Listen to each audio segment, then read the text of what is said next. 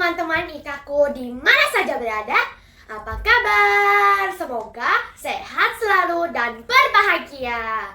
Jumpa lagi bersama Ocel dalam Ikaku, Iman Katolikku. Masih pada berpuasa dan berpantang kan?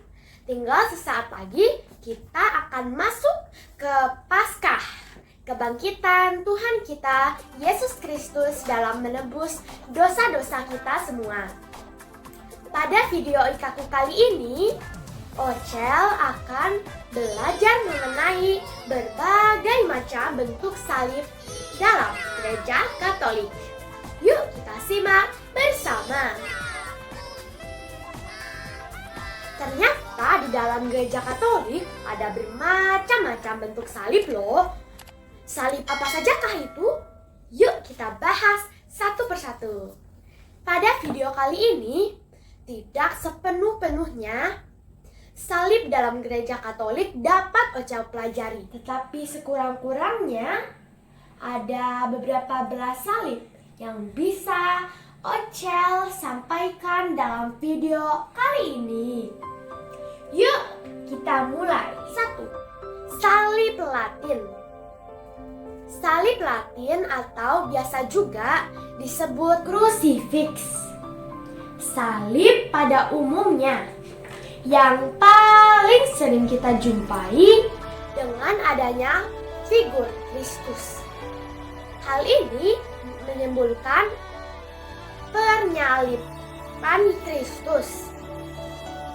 Kedua, salib Byzantium adalah salib Latin dengan ujung-ujung yang menebal atau melebar. Umumnya digunakan dalam Kekaisaran Romawi Timur dan awal Kekaisaran Bizantium pada abad pertengahan atau sekitar tahun 800-an dan diadopsi oleh budaya Kristen lainnya pada saat itu. Ketiga, salib Yerusalem. Salib ini banyak dikenal dengan nama salib Crusader. Dahulu, salib ini digunakan sebagai lambang kerajaan Yerusalem mulai tahun 1280-an. Salib Yerusalem merupakan salib simbolisme. Salib 5 kali lipat dijelaskan secara beragam sebagai 5 lungkah Kristus. Kristus dengan 4 Injil. Kristus di dunia 4 kuartal. Keempat, salib Petrus atau Cross of Saint Peter. Salib Latin yang terbalik. Asal-usul simbol ini datang dari tradisi Katolik yang menyatakan bahwa Santo Petrus disalibkan dengan kepala di bawah karena dirinya merasa tidak pantas untuk disalibkan dengan cara yang sama dengan Kristus. 5. Salib Andreas. Salib ini berbentuk X atau kali yang diasosiasikan dengan Santo Andreas, Santo Petron dari Skotlandia dan juga merupakan simbol negara tersebut. Salib ini dipercaya adalah salib Santo Andreas saat menjadi martir. Salib tahu adalah salib yang dikenakan para pengikut Santo Fransiskus Assisi atau oleh banyak orang Katolik. Salib tahu adalah simbol martabat anak-anak Allah, tanda salib yang menopang Kristus. Salib tahu itu adalah tanda yang mengingatkan bahwa saya juga harus kuat dalam percobaan, siap mematuhi Bapa, dan pasrah dalam ketaatan seperti Yesus yang taat pada kehendak Bapanya. Itulah makna simbol dari salib tahu. Salib tahu ini pula lah sudah diberitakan oleh Nabi Yehezkiel pada bab 9 ayat 4. Firman Tuhan kepadanya, "Berjalanlah dari tengah-tengah kota, yaitu Yerusalem, dan tulislah huruf T atau Tau pada dahi orang-orang yang berkeluh kesah karena segala perbuatan-perbuatan kecil yang dilakukan di sana." 7. Salib Kalvari atau salib bertingkat. Sesuai dengan namanya, merupakan salib dengan landasan 3 anak tangga, menggambarkan 3 kebajikan teologis, yaitu iman, harapan, dan kasih. 8 salib Malta. Salib ini berujung 8, yang melambangkan 8 sabda bahagia. Juga membentuk 4 unsur mirip huruf V.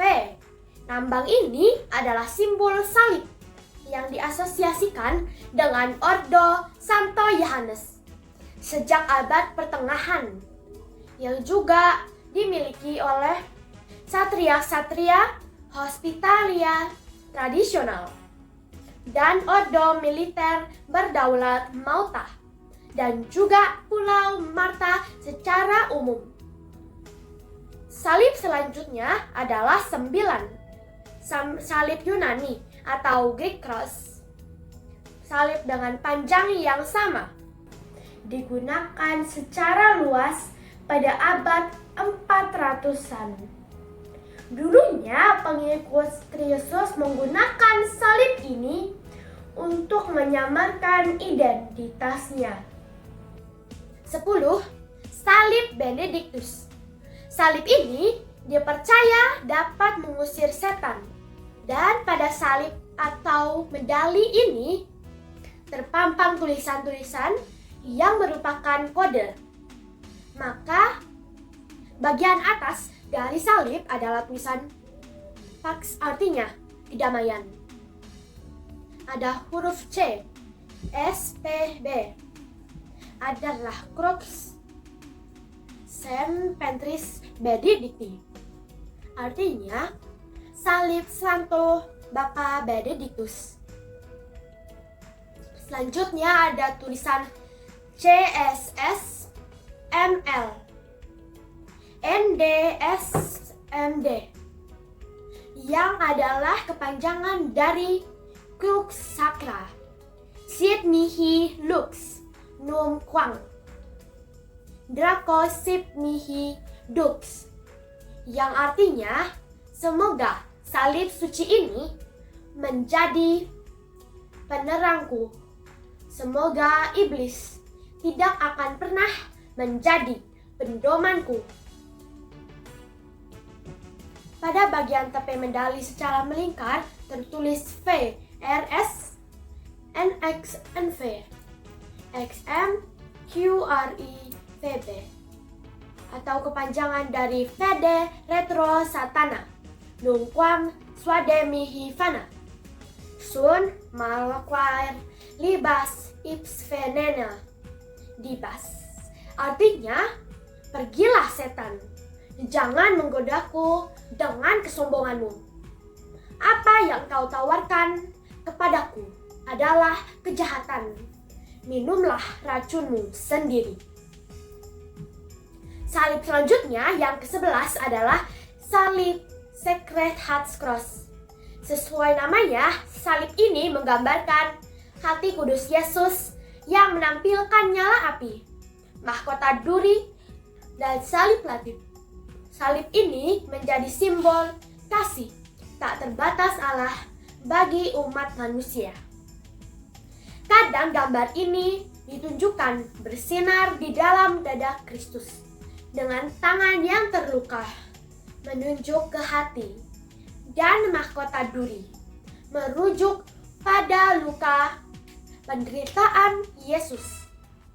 Sedangkan nyala api melambangkan kobaran kasih. Ke-12, salib San Damiano. Salib San Damiano adalah salib besar bergaya Romawi yang digantung di kapel yang ditinggalkan dekat Asisi. Saat masih berusia awal 20-an, dan mencari tempatnya di dunia, Santo Fransiskus dari Assisi sedang berdoa di hadapan salib ini ketika dia mendengar suara Tuhan memerintahkan dia untuk membangun kembali gerejaku.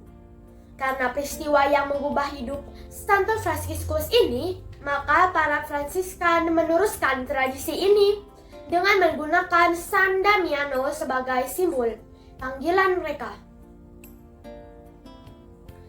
Salib San Damiano diyakini dilukis oleh seorang seniman asal Umbria pada abad ke-12.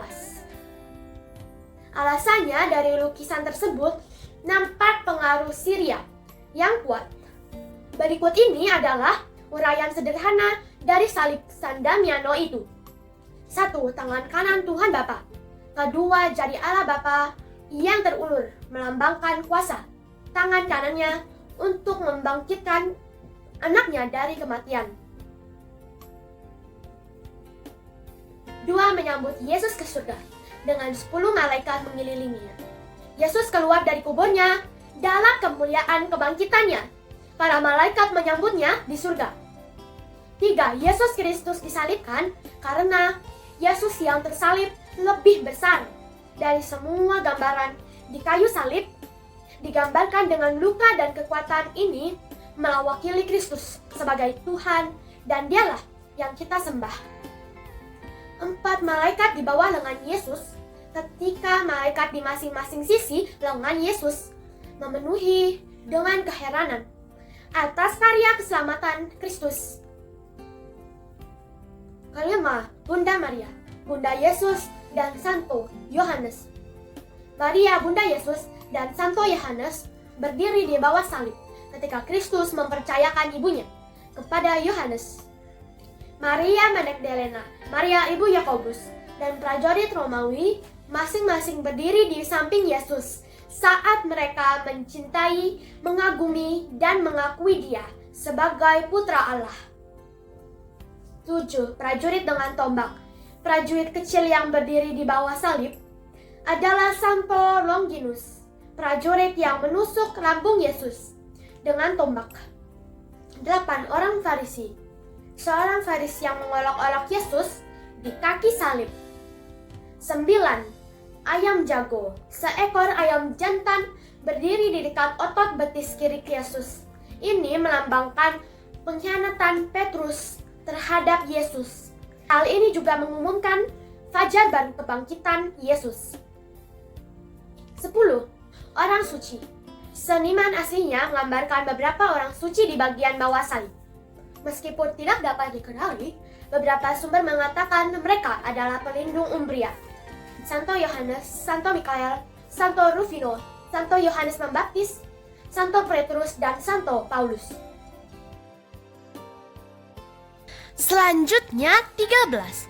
Salib Ordo Kristus, dalam bahasa Portugis Cruz da Ordem de Cristo, juga dikenal sebagai salib Kristus atau salib Portugis, adalah simbol salib Portugal yang berasal dari Ordo Portugis Kristus yang didirikan pada tahun 1319 pada masa pemerintahan Pangeran Henry Sang Navigator.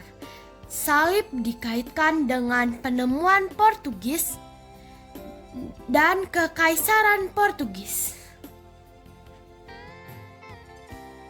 Demikianlah uraian beberapa salib-salib dalam Gereja Katolik.